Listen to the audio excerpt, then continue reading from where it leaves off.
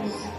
Ginugunita ng tatlong ito ang ikatlong pagkasubasog ni Jesus dahil sa bigat ng krus na kanyang pasanin. Inilalarawan ito kung paano niyakap ni Jesus ang sangkatauhan na sa kanyang pagkakatawang tao, ang lahat ng pagmamahal ay kanyang ipinamalas at ang pagkamakasalanan ng sanlibutan ang iginaganti sa kanya.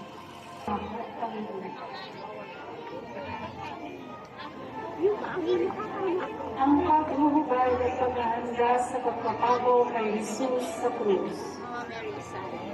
Nang makarating sila sa lugar ng tawaging dako ng bungo, Golgotha sa wikang Hebreo, si Jesus ay pinangga upang ipako sa krus.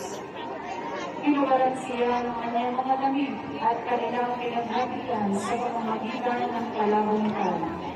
Katuparan ng nasusulat, pinaghagian nila ang aking mga kasuotan at para sa aking damit ay nagkalabutan sila sa kanyang mabukarong buwan Benko. Ang Kalbaryo. Sa Kalbaryo, ipinako si Jesus sa krus.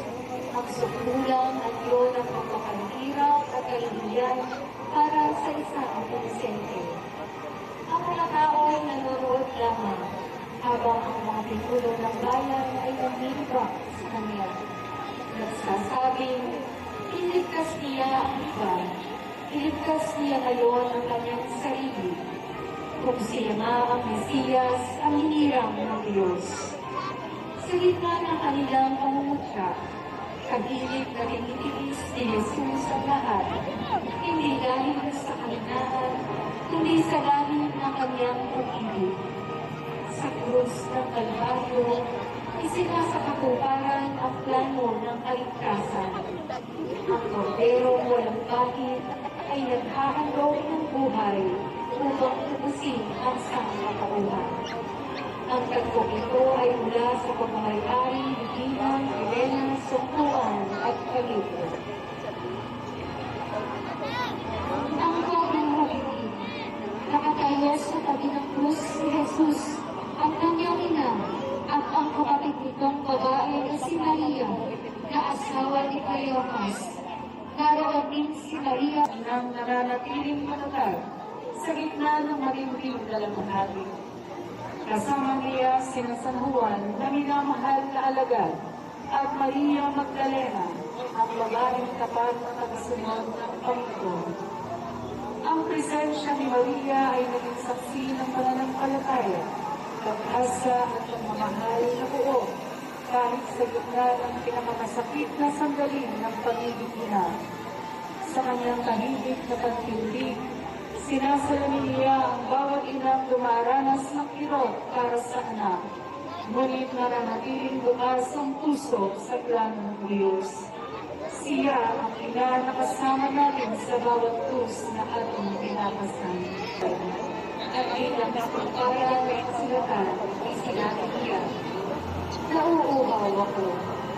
Matapos ipasiksik kay Jesus ang maasim na alam sa esponga na nakatusok sa isang sibat ay kanyang sinabi, naganap na, iyong pamilya. Panginoong Jesus na nag-alay ng buhay para sa amin, kaawaan mo kami.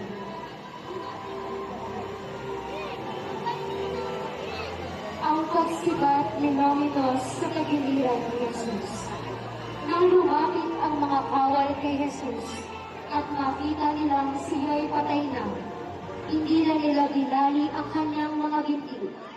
Ngunit si Longino ay sinibat sa kanyang tagiliran gamit ang sibat at agad tumaloy ang dugo at tubig.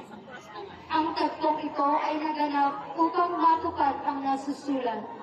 Wala ni isa man sa kanyang mga buto ang mababal at titingnan nila ang kanilang inuulos. Ang sibat na iyon, bagaman tila patiyak lamang ng kamatayan, ay naging mahalagang patunay ng kaganapan ng paghahandog ni Kristo, ang Enriquez at Pamilya.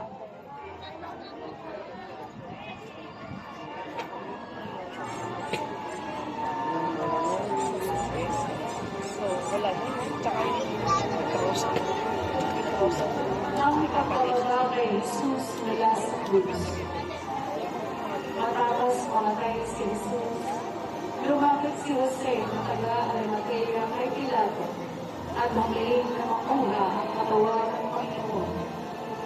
Siya ay isang alagang pinili ang bangkay ni Jesus sa krus.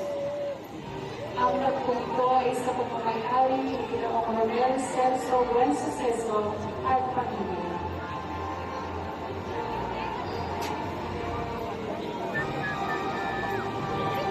Ang paghahanda sa paglilibing kay Jesus. Bilang paglilibing ng Panginoon. Kaya siya, kailangan ng Espiritu Santo. Ipinanganak ng Sangguniang Mundo, pinagpakasakit ni Poncio Pilato, ipinako sa krus, namatay, pinalibing.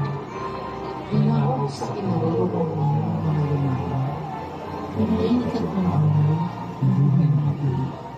Umakyat sa langit, narito sa kanyang krus, Nang ibaba si Jesus sa krus, kaagad siyang